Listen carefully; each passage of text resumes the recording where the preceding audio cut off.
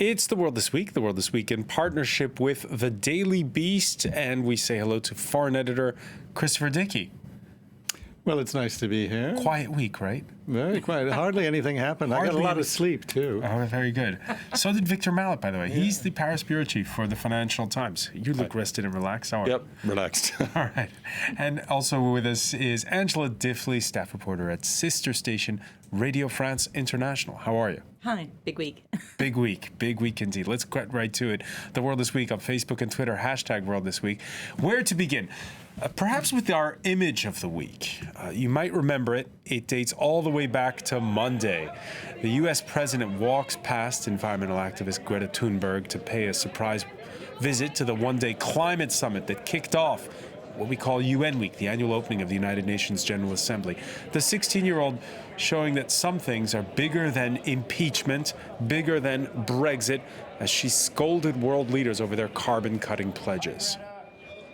You have stolen my dreams and my childhood with your empty words, and yet I'm one of the lucky ones. People are suffering, people are dying, entire ecosystems are collapsing. We are in the beginning of a mass extinction, and all you can talk about is money and fairy tales of eternal economic growth. How dare you? And by the way, Thunberg drawing hundreds of thousands. I mean, she's one of the draws, certainly, but she's at a Fridays for the Future rally in Montreal. There are rallies taking place. They've been taking place around the globe this Friday. It was startling, those words. I don't think it advanced the cause at all. There's enough going on in the world without setting generations against each other. It really made me feel pretty uncomfortable. And yes, she's done a tremendous job in injecting urgency into the climate change debate.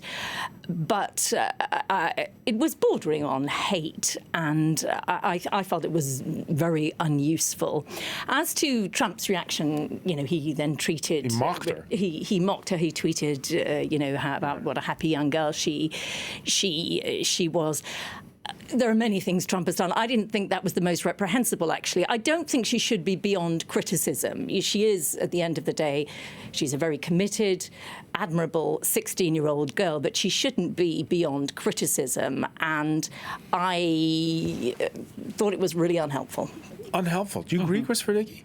No, I think it's great. I think that you have to have somebody who's going to kick some ass there to make people move, because they're not moving. They're not doing anything. People talk. They wank endlessly about the environment. They say they're going to do things. They're going to have windmills here. They're going to do this and that, and not enough is getting done. The fact is, we are not going to ever go back to where we are even today. The situation is deteriorating very quickly, and we are completely screwing over her generation and the generations that will come after her. And I think that she has every right to be angry. I think children should be angry, and the adults should bloody well do something about it, because they're not acting on it. They're looking for all kinds of solutions that will be comfortable for the adults. I like my comfort. I like my energy. I like clean energy. But at the end of the day, the world is suffering terribly as a result of this environmental change, and it will suffer much more. And we saw it a week ago, Victor Mallet, with the German government. It was arbitration between, do you look at the short term, which is keep the bottom line, or look at the long term and go faster with your energy transition? Yeah, I mean, she's accused by a lot of people of being alarmist, but when she was accused of that in Paris by some very sort of angry politicians who said, why is this young girl saying these things? She said, look, you call me alarmist, all I'm doing is quoting paragraph 123 or whatever it was of the latest climate change report. There is nothing that I have said that is not in the report, and I think that's a fair point. And I kind of agree with Chris. I mean, I think the tone, the tone of her latest statement was very, very harsh. Oh, it's scary. But the fact is that we are in a very, very alarming situation. I mean, insect populations are crashing, bird populations in North America are crashing, and these are all kind of connected in some way or another to climate change and to sort of environmental catastrophe. And I don't don't think it's wrong for her to point this out. And I do think that people who criticize her for being excessively pessimistic are wrong. You know, you can criticize the tone of her comments, which you did, which is fair enough. But to accuse her of being alarmist when the situation is probably even more alarming than she and the scientists can bring themselves to say in public is really not. But having not right. injected urgency into the debate, which was very useful, and she has done a terrific job in doing that, obviously she's a 16-year-old girl. She can offer no solutions. And I don't think increasing the level of hatred is in any way helpful. I don't think she was trying to increase the level of hatred. She appeared to be genuinely angry. You know. No, but it did border on sort of general. But you see, I don't think it's right about no solutions, because obviously she herself cannot do anything, but none of us individually can do anything. What she can do is to say, look at the science, which is what she's done. It's very, very serious. You, the politicians and governments, have to do something about it. And I think that's right that she did that. You know, look, 30 years ago I was interviewing Jacques Cousteau, and he was saying the same thing. He was saying, if we don't change the way we live in the next 10 years, and this was 30 years ago, then we're going to lose it. We will never be able to reverse what's happening to the environment. And he was right. We can't reverse it. And nobody would listen to him then. Why? Because he's sort of a TV personality. He's an old guy. He's very colorful. We'll do the equivalent of selfies 30 years ago, and then we'll send him on his way, and we'll get back to business as usual. And what Greta Toonberg is saying is, you're not going to get back to business as usual, and I want to make that absolutely clear. Let's also be clear. She has Asperger's syndrome. Yes. She's very focused. She may be obsessive. But, you know, that's probably true of a lot of people. My personal theory is Joan of Arc had Asperger's syndrome. But she's not tactful. And one does but this is wonder not really who's a moment for behind tact, her is it? as It's well. a moment for action, yeah. To what extent she's acting on her own and to what extent she's being used.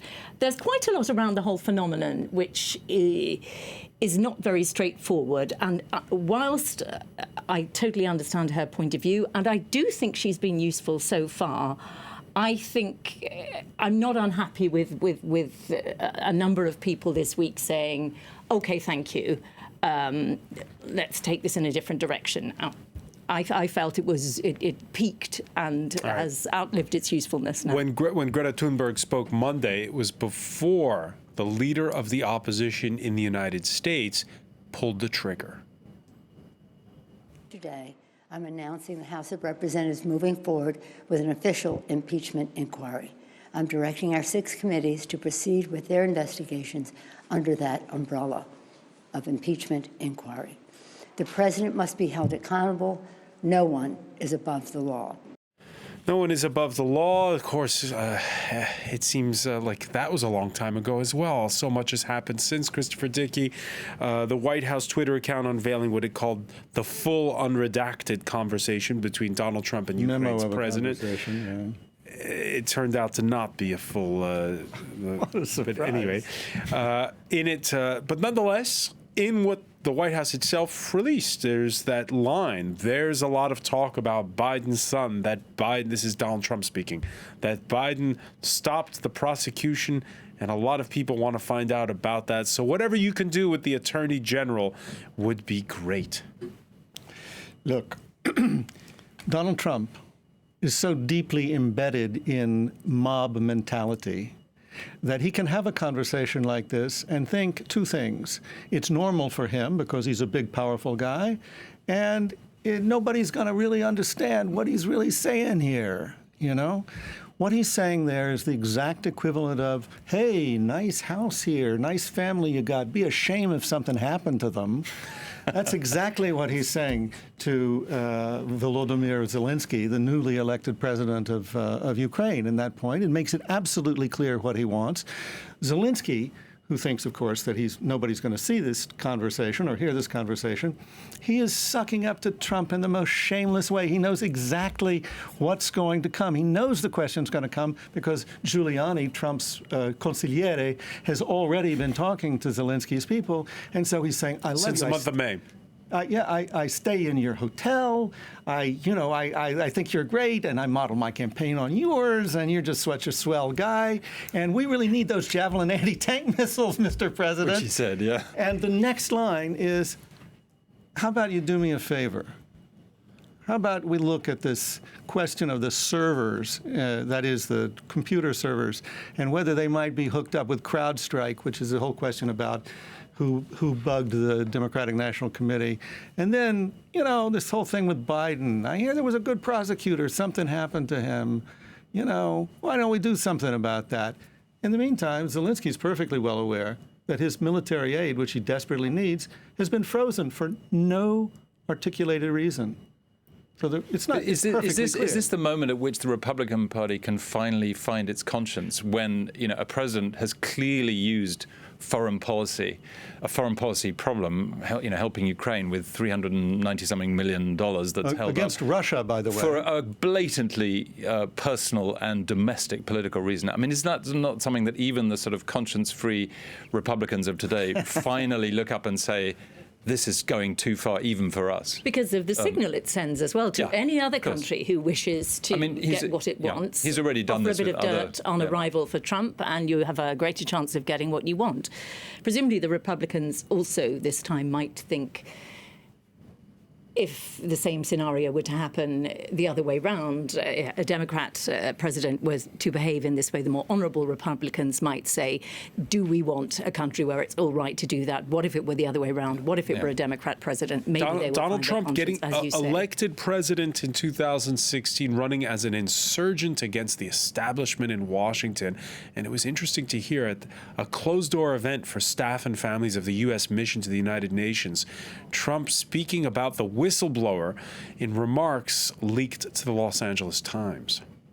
But basically, that person never saw the report, never saw the call, meaning never saw the call, heard something, and decided that he or she, whoever the hell it is, sort of like almost a spy. I want to know who's the person that gave the whistleblower, who's the person that gave the whistleblower the information, because that's close to a spy.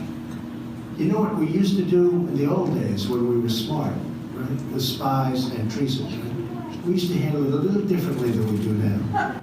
So I think Christopher's a little too close to this story. So I'll ask you, Victor, are those mob-like tactics? Yeah, I mean, this is classic Trump. But it's the trouble is, it's completely beyond the pale of acceptable political discourse, even in private. Obviously, he's threatening them with execution, even if it's half joking and only implied. But the problem is that Trump's already gone beyond the pale in many ways, whether it's his kind of remarks about women, his remarks about race. He's said terrible things about all kinds of people, and he's threatened people. And, this is just one more example of that. The problem is that we've become inured to this kind of behavior, and we just think it's normal. And this scorched earth way of doing politics dates back to even before he was elected. And yet, here he is, President of the United States. Will he be president? Well, and he could well be re-elected because he has a constituency that's built on 4 or 5 different pillars, and it's built very solidly on those pillars: guns, immigration, taxes, judges, and anti-abortion. Those elements are passionately defended by his supporters. They may not all agree on all those elements, but enough of them agree that they could easily put him over and the to top answer Victor again. Mallett's question, these revelations won't move the dial at all? Well, here's the thing.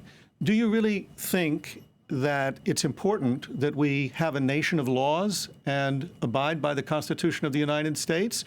Or do you think it's more important to have guns, forget the Second Amendment, to have guns, to be able to stop women from having abortions, and so on?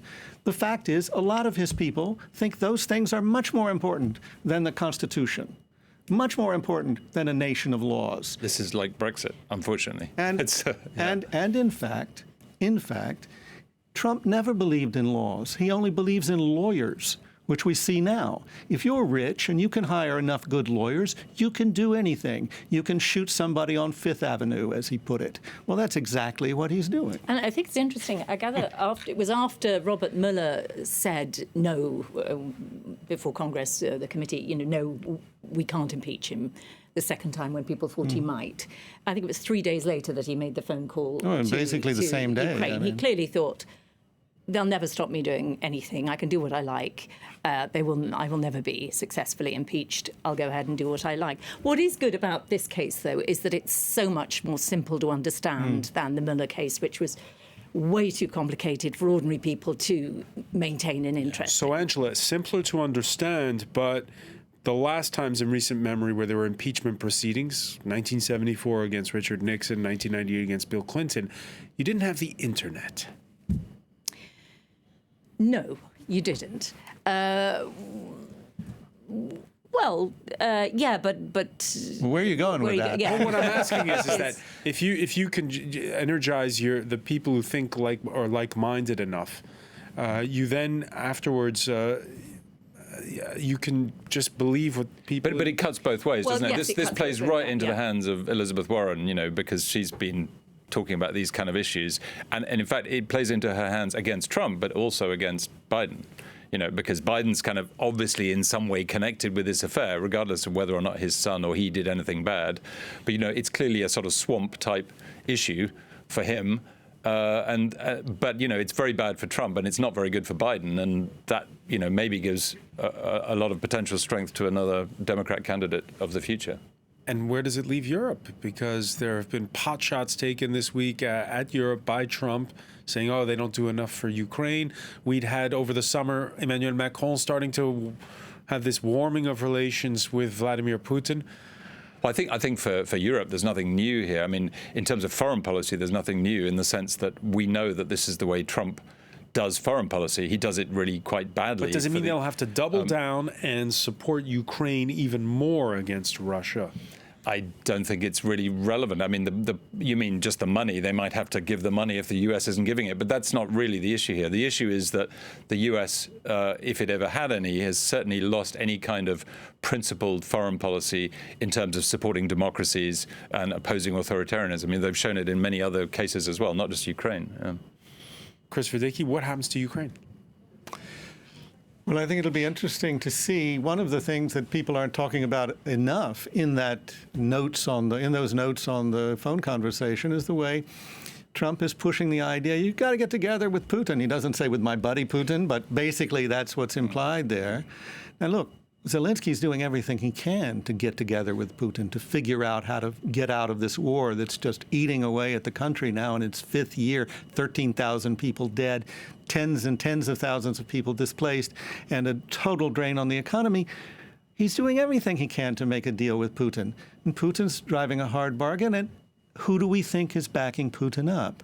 In fact, Trump is supporting Putin. It doesn't matter if he gives 390 million or 240 million, million, not billion, to Ukraine. Putin could never have a better friend in the White House than Donald Trump. And U.S. foreign policy has become completely unreadable since Trump took over. It appears to change by the day, depending on I just wonder if the whim, loss of principle might not finally alienate some Republicans. I mean, we saw extraordinary sort of scenes with Hong Kong, where he basically said, I'm prepared to sell Hong Kong down the river to do a deal with China on trade. I mean, that's, he more or less said America that. America first, for God's sake, right? Yeah. But I mean, this is like, it just means that America never stood for, has. No, it did. It did in theory, maybe in practice. No, it did until we elected Donald Trump. But and now it doesn't even stand up in words, let alone deeds. And perhaps that will democracy. happen, as you say. Perhaps some Republicans will think. Yeah, although they have been remarkably immune to any kind of spineless. Yeah. We'll look at that other political storm, the one that's happening closer to these parts. When we come back, I want to thank you for being with us. Stay with us. You're watching The World This Week.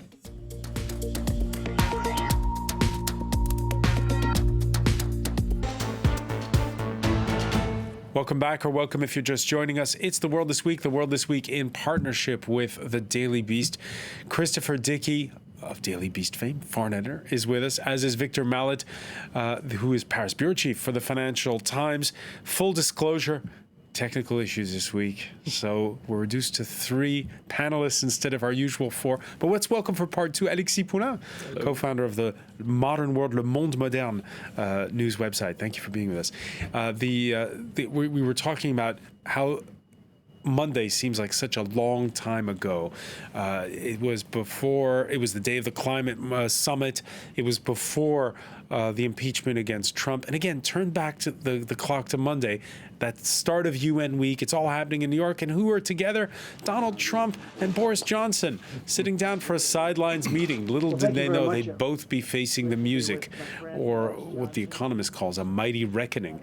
Hours later, right after that sit down, the unanimous ruling came from across the Atlantic. The UK Supreme Court revoking the Prime Minister's prorogation of Parliament, stating the government had not provided any reason, let alone a good reason, for prorogation. Now, Victor Mallet, it's not often the Financial Times in its lead editorial calls on a leader to resign. No, that's right. I mean, I think part of the issue here is that the court's decision was based on the idea that this was clearly a sort of a plot to try and stop Parliament talking about Brexit. And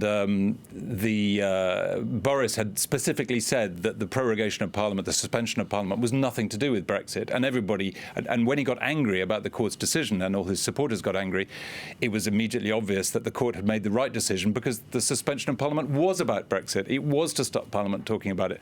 And this is the kind of dealings that have been exposed. And we're back to where we're talking about Trump, the rule of law, constitutionality, all those things seem to have gone out the window, and we're in a sort of very nasty political phase in the UK where people are insulting each other, not just in Parliament but in the streets, and it's just all got very unpleasant.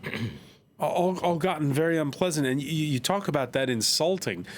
Just as Trump seems to relish impeachment as a re-election strategy, the Tories going all in with a people versus the institutions approach.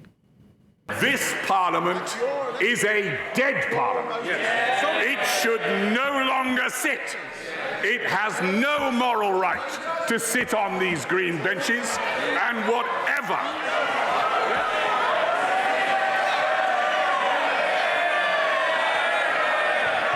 the Capitulation Act or the Surrender Act or whatever you want to call it, it does, I'm sorry, but it greatly enfeebles its government's ability to negotiate. But what I will say is that the best way to honour the memory of Joe Cox, and indeed the best way to bring this country together, would be, I think, to get Brexit done.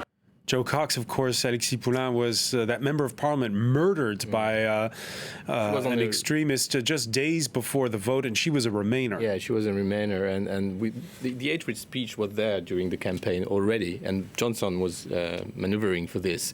So again, what he's doing is antagonizing people and saying, people versus Parliament or anything but talking about Brexit. He has no plan, just saying we have to deliver.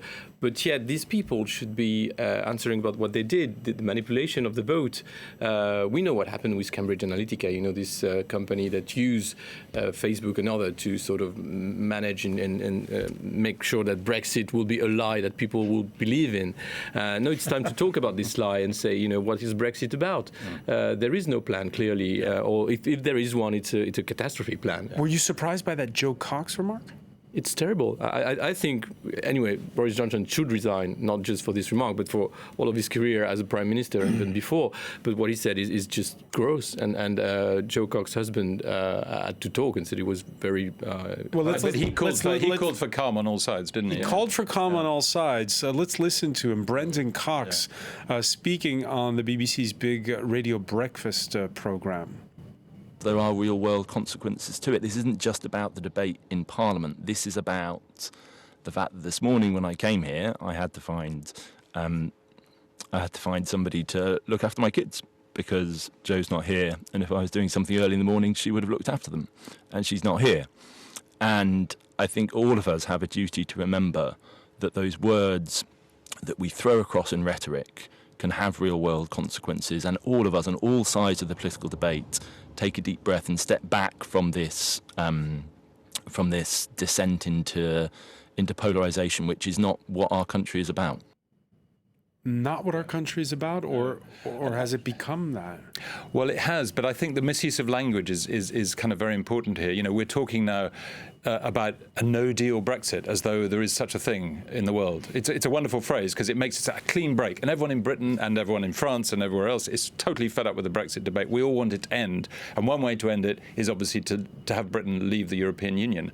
But no-deal Brexit doesn't mean anything. It simply means you leave and then you have to negotiate a deal, because a deal is just what your future relationship will be like with the UK's largest trading partner, what your relationship will be like in defence and everything else, but especially trade.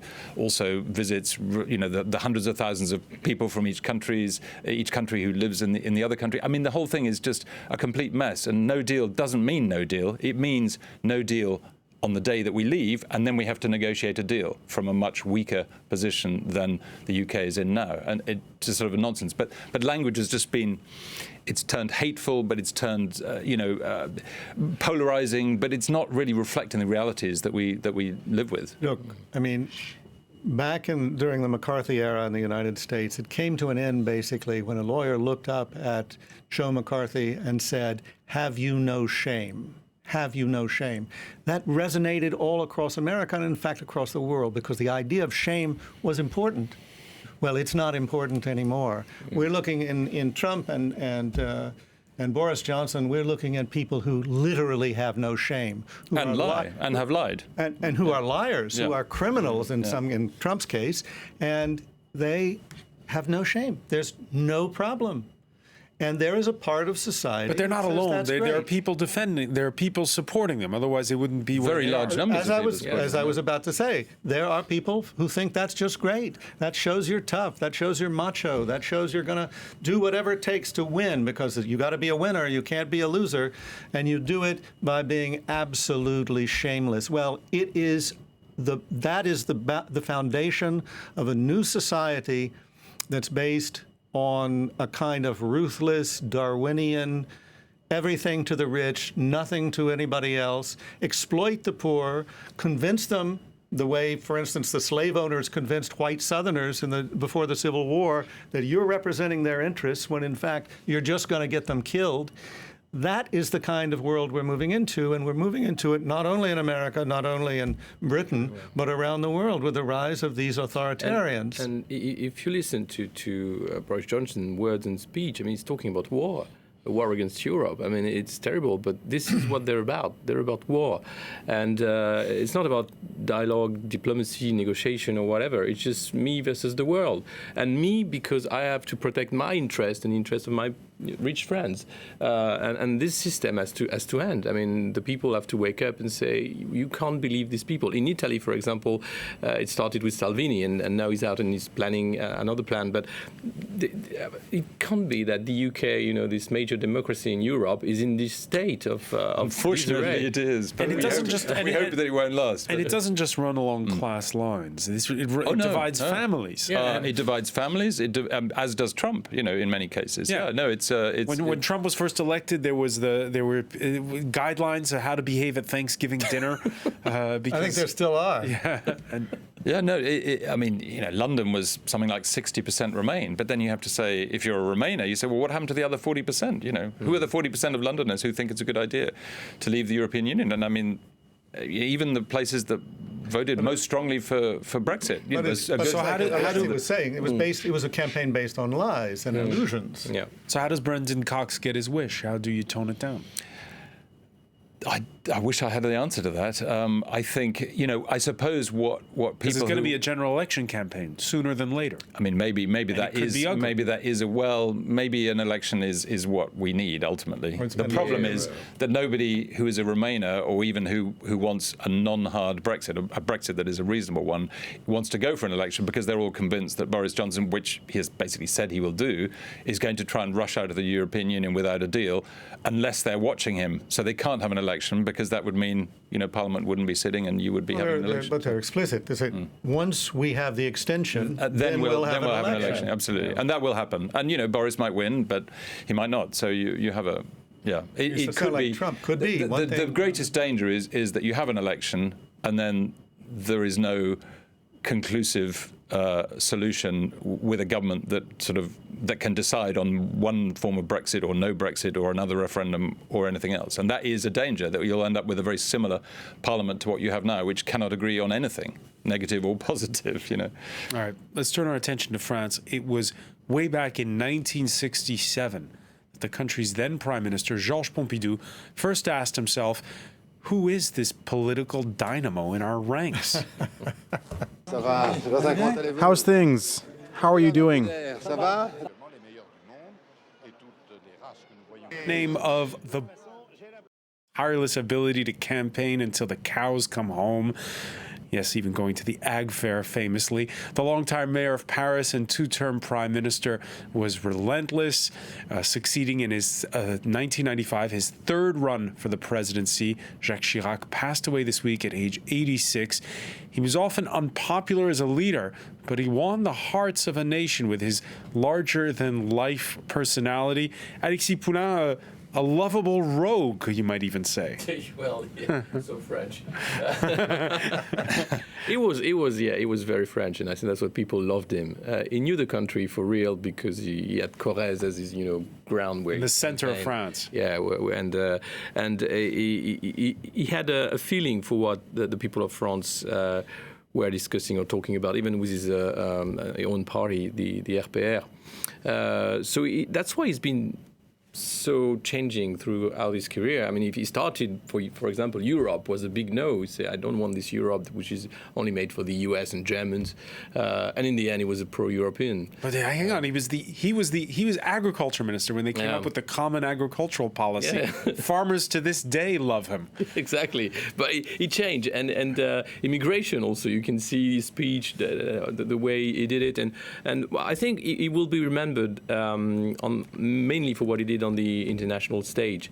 I mean, he didn't deliver much, but he talked a lot. And the position he had were sort of going on in what de Gaulle would have done as positioning France in the Middle East as the third man and trying to be a key diplomatic country for this region, and of course the Iraq War. But doesn't he? Yeah, I mean, doesn't he take us back to a sort of, these terrible things we've been talking about now? He takes us back to a kind of golden age of rationality, a belief in the rule of law, even in the international rule of law. He's famous for not having supported George Bush Jr.'s Iraq War because there's no evidence. A Cartesian, sensible French rule of law based thing. Now, France had participated very strongly in the first Gulf War. There was a UN resolution to get Iraq out of Kuwait, and that's what they did. The French and the British and the Americans and the Syrians and the Egyptians and the Gulf states all joined together in a coalition, which was admittedly dominated by the Americans, but it did its job. The second war, the third war, depending on how you count your Gulf wars, was totally different, and there was no international justification. And Chirac represented that strand in international thought that says, we can't do things that are unreasonable and are not justified on the basis of the evidence, which was, extraordinary. But, I think one of the things that's wonderful about Chirac is that he was incredibly French, as you say, but he was also, in some ways, the most sympathetic to Americans of any president of France that I can remember. Certainly nobody understood the Sphinx, François Mitterrand. Little Sarkozy running around like Joe Pesci. People were not crazy about him. But this guy, if we're going to do movie star analogies, this guy was like Gary Cooper. It was like Mr. Deeds Goes to Paris, right? He was a charmer, I think he was sincere, he was tall, he was handsome, he was sincere. First trip to America, he describes how he'd been a soda jerk at Howard Johnson. At Howard Johnson, nobody remembers Howard Johnson anymore. And he liked to eat, he told George Bush, he liked, George W. Bush, he liked to eat hamburgers when he was in America. He knew how to kind of... So, he was talking to an American reporter once. He says, yes, I was at Howard Johnson's, and I will give you one scoop, huh? And the win in his first term for president, by the way, capped a comeback where most inside his own camp, including his eventual successor, Nicolas Sarkozy, had deserted him. This was in 1995 for the dissident candidacy of Edouard Balladur. But on the campaign trail, Balladur was no Jacques Chirac, and that even the Americans could see. I have long admired your political tenacity, and I have a suggestion that in France they should begin to call you le comeback kid. Alexis Poulain, this Jacques Chirac, who again is, I mean, on the campaign trail. That's almost un-French. How much he loved to shake hands, especially after a predecessor who hated it. It seems. Yeah, he's the perpetual candidate. I mean, he was made for the job, and even when he was elected, he was in candidate mood, just trying to see as many people as possible and talking to. But I think part of the success of Jacques Chirac was that he was very curious about the others, other culture, other countries, but also the people, which is not something that you find commonly in new politicians these days. I think also we shouldn't forget a couple of real accomplishments, not just standing against America on the Iraq War, where he was right. You know, there was a poll in Baghdad a few months after the war began, after the invasion. I'm sure that George W. Bush thought it was going to show people loved him. The most admired international leader, Jacques Chirac. He understood them. They understood him. They knew that, and they knew that Bush didn't. But there were two other things. First of all, the Bosnia War. Mitterrand had helped create a stalemate in the Bosnia War. As soon as Chirac was elected, he and Clinton got together and they broke the stalemate, and that resulted in Dayton and ended the war. That's a huge accomplishment. Yeah. The other thing that he did that I think a lot of people remember is that he recognized the role of the French, or of many French, of the French state in the Holocaust. In fact, in the persecution of the Jews here in France, in the Vel d'Hiver, all of that, and that was something that no French president had the guts to do, and he did it. I think he was in many ways a very brave figure on the international scene and on the social scene. There was that time after an earthquake in Algeria, where he travels to Algiers to comfort the victims, and it caught the regime completely flat-footed because, of course, they hadn't done much in terms of rescue efforts for the local people. And Chirac was welcomed as a hero, which is incredible when you think about it. French president welcomed as a hero in Algeria. That fought in Algeria. Same, if you look, he was, in his first mandate, he was the only Occidental leader clearly pro-Palestinian, trying to help the cause, and you remember in Jerusalem Let's talk about that. It was 1996, a visit to Jerusalem. A hawkish new prime minister of Israel is called Benjamin Netanyahu. He tries to stop Chirac from visiting the old city. Chirac goes, and once there, Israeli security details seem overzealous in keeping the French president from shaking Palestinian hands. What do you want? Me to go back to my plane and go back to France? Is that what you want? Then let them go and let them do. No, that's no problem. No, this is not a method. This is a provocation. That is provocation. It's not a provocation. Please, you stop now. And then he turns Victor Mallet to shake the hand of a Palestinian. Can't see Trump doing that. No. I mean, I just think it's remarkable. As my colleagues have said, he both in foreign and domestic policy, he just had that ability to connect with people that I think is probably his most remarkable quality. He was charming, he was fun, he was incredibly energetic, and all that played into both foreign policy and domestic policy. Not always consistently in terms of domestic policy, but enough to make him loved today by the whole of France. And is part of the nostalgia for Chirac the fact that, of course, we're looking at him through 2019 eyes. Absolutely. And he was the head of a party which was a big tent that had Eurosceptics, that had Europhiles in it, that went from the center to nearly the far right. It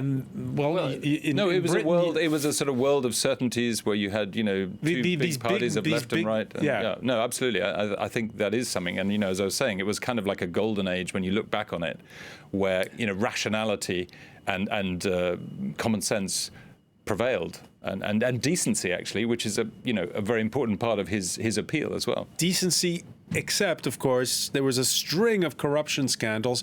I mean, this is the president who once went on a family vacation to Mauritius, paid for in cash by his driver. Yeah, well, everything. Well, Alain Juppé was his prime minister, and who has been judged for this, was saying this morning, oh, it was, I know at this time we were not so cautious about public finance. It's not an excuse, but it's an explanation. So the explanation is that, it was, when he was mayor of Paris, clearly corruption was very high. And he was convicted, right? He had a 2 He was year, the first president to get convicted. a 2 year suspended jail sentence. After he was president. After he... in 2011.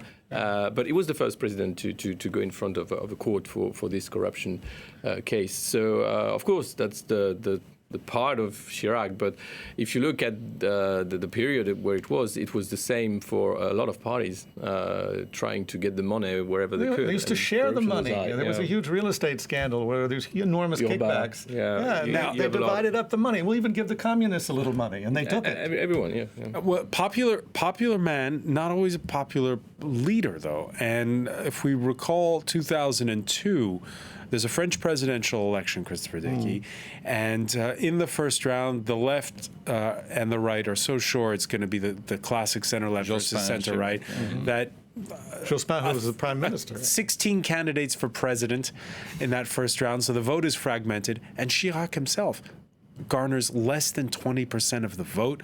The shock being, of course, that the far right's Jean-Marie Le Pen is the one in the second round instead of the socialist. Well, less than 20% of the vote. That's it. Well, sure, but as you say, it was very fractured, and the first round of French vote traditionally is one in which a lot of people cast protest votes. That's the way it goes. A lot of the people who were voting for Le Pen probably would have voted for Chirac if it had just been a one-on-one, and in fact, that's what happened.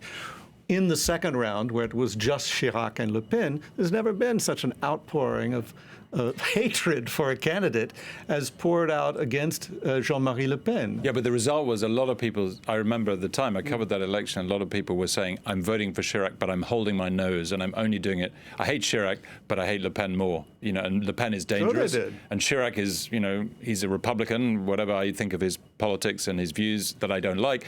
A very large, all the left basically had to vote for Chirac, which they definitely didn't want to do because everyone thought it would be socialists against, Jospin against Chirac. There was this little vote. There was this little window of opportunity after that election, even though people were holding their noses when they cast their ballots in some cases. There was this window of opportunity where he could have done a national unity government or something a little bit, broaden it out a bit, perhaps redraw the political landscape. He didn't seize the moment, did he? Well, he didn't, but in the fact that he did nothing, so that's what he sees. He say, it was all about the fracture sociale, social. But those are just that was campaign rhetoric. Well, right? yes, but after that, even with you have Jean-Pierre Raffarin as a prime minister, was sort of the calm figure coming out of nowhere and saying we'll try to do nothing for the past 5 years, and thank you for this, and let's build up France together.